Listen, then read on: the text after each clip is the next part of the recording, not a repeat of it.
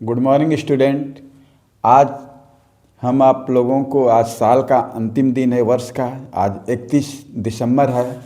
कल से नए साल की शुरुआत होगी, इसलिए कुछ हम नई प्लानिंग करें कि क्योंकि परीक्षा में मात्र 2 महीना में ज़्यादा से ज़्यादा 2 महीना बचा है, इसलिए हम प्लानिंग करें कि हम अच्छे से अच्छे नंबर गेन करें। ये तो हम, जैसे हमने पिछली वीडियो में आपने कार्य के बारे में कुछ बताया था, आज भी कार्य के बारे में बताएंगे।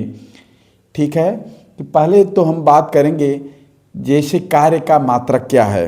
कार्य का मात्रक के बारे में बात करेंगे कि हमने पीछे भी बताया था कि जितनी भी भौतिक राशियां हैं उनको मापने के लिए कोई ना कोई मात्रक होता है।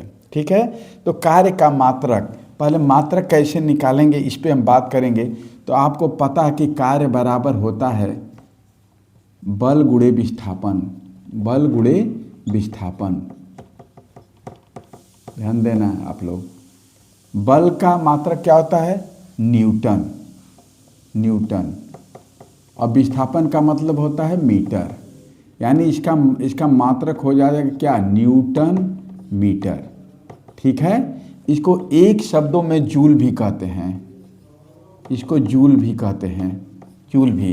कार्य का मात्रक को जूल भी, न्यूटन मीटर या जूल भी कहते हैं। ठीक है, अब बात करेंगे कि कब हम कहेंगे कि 1 जूल का कार्य हो गया, है ना, किसी ऑब्जेक्ट के द्वारा 1 जूल का कार्य कब होगा, इस पे हम बात करेंगे। ठीक है, पॉइंट को समझिएगा। 1 जूल 1 जूल वर्क कब होगा? कब होगा 1 जूल वर्क? कब जो है डन होगा? ऑब्जेक्ट के द्वारा। अर्थात जब किसी वस्तु पर 1 न्यूटन का बल लगाकर, कितना लगाकर? 1 न्यूटन का बल लगाकर 1 मीटर तक ऑब्जेक्ट को विस्थापित कर दिया जाए। यानी सपोज दैट ये ऑब्जेक्ट है, ठीक है, इस पे फोर्स वो है 1 न्यूटन का लगा के, और इसको जो है यहाँ पर वहाँ पर इसकी डिस्टेंस कितना है? 1 मीटर डिस्टेंस है। अगर यहाँ पर इसको बी स्थिति में ला दिया जाए तो हम कहेंगे कि कितना वर्क हुआ है? 1 जूल। क्लियर है?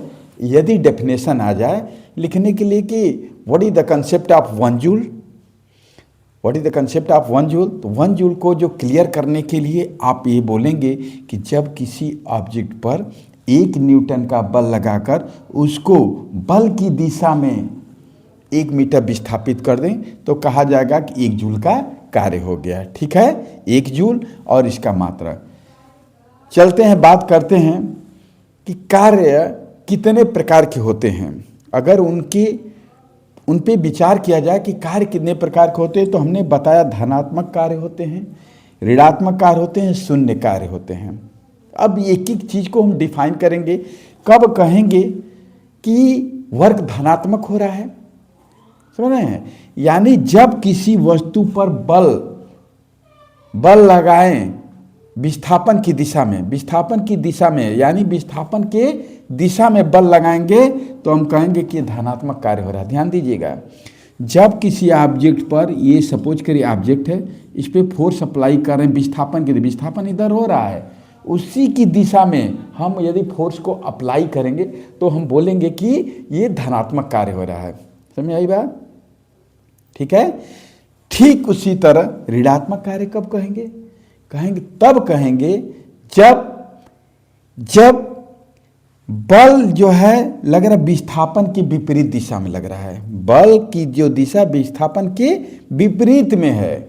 ठीक है, जब विपरीत में रहेंगे तो हम कहेंगे कि ये जो कार्य है वह ऋणात्मक हो रहा है। कैसा हो रहा है? ऋणात्मक हो रहा है। समझ आ रही बात?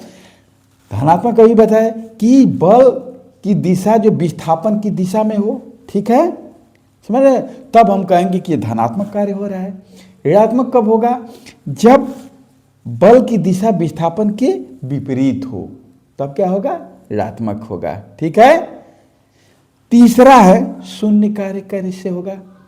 यानी जब कार्य और विस्थापन के बीच में 90 डिग्री का एंगल बने। कितना बने? 90 डिग्री का एंगल बने। ठीक है, ये विस्थापन को मान लें और एक वर्क को मान लें, यानी W और S में सपोज कर W और S के बीच में 90 डिग्री का कोण, जिस तरह कूली होता है ना, कूली आप देखें प्लेटफॉर्म पे जब वो अपना सामान लेकर चलता है, ठीक है, चलता है बोझ सर पे रखकर, तो उनके बीच में 90 डिग्री का कार्य, तब हम कहेंगे कि कार्य शून्य हो रहा है। समझ आ रही बात? एक एक चीज़ को हमने आप लोगों को आज बताया। साल का लास्ट दिन था, इस वर्ष का लास्ट दिन था। कल जो है नई सुबह जो होगी वो 2026 की जो है सुबह होगी, और हम लोगों को प्लानिंग सही करना पड़ेगा। प्लानिंग, लोग कहते हैं कि लड़ाई वही जीतता है जिसकी प्लानिंग सही होनी चाहिए, प्लानिंग सही होनी चाहिए। और एक चीज़ और, बहुत सारे उदाहरण हैं।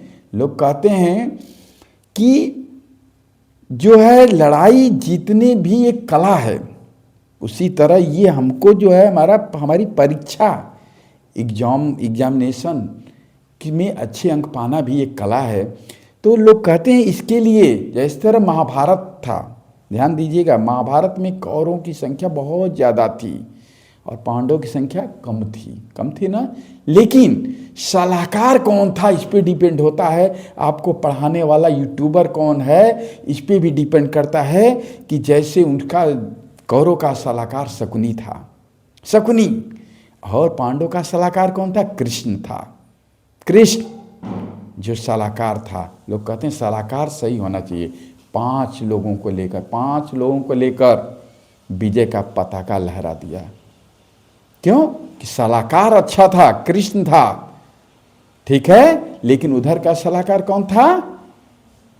शकुनी था। इसलिए बहुत सारे चैनल से आप लोग पढ़ते होंगे, बहुत सारे चैनल से, लेकिन कौन सा यूट्यूबर है, कौन सा वो है जो अपनी थॉट को एक ही के अपने ओन वो लैंग्वेज में, अपने भाषा में तोड़कर माइंड में फिट कर दे, ठीक है, वही जो है अच्छा जो है यूट्यूबर होता है। इसलिए पूरी कोशिश रहती है, चाहे क्लास हो, चाहे हमारा यूट्यूब चैनल पर हो, कि हमारे बच्चे जो हमारे पर भरोसा कर रहे हैं, जो हमारे पर ब्लाइंड लव कर रहे हैं मेरे से, उन पे जो है किसी बात को ओन लैंग्वेज में ऐसा बैठाई जाए कि ताकि लाइफ टाइम तक वो न भूलें। यही मेरा प्रयास है। नए वर्ष पे, जो आने वाला वर्ष है, उस पर ढेर सारे आप लोगों को बधाई, ठीक है, और अपना लक्ष्य पे आप लोग डटे रहिएगा। ठीक उसी तरह जिस तरह से अर्जुन को मछली की आंख में जब निशाना लेना था तो उनसे पूछा गया था कि अच्छा बताइए, जब मछली पे आप निशाना ले रहे थे तो आपको क्या दिख रहा? उन्होंने बताया मेरे को बस मछली की आंख दिख रही थी। बहुत बड़ी बात उन्होंने कर दिया। एकाग्रता बहुत ज़रूरी है।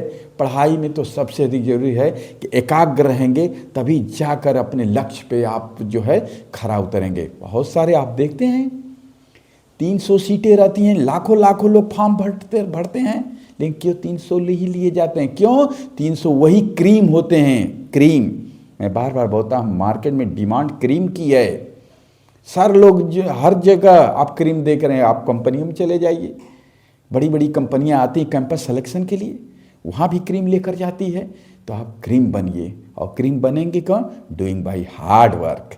ठीक है, नए साल पे फिर मिलेंगे। ठीक है, थैंक्स, बेस्ट ऑफ लक।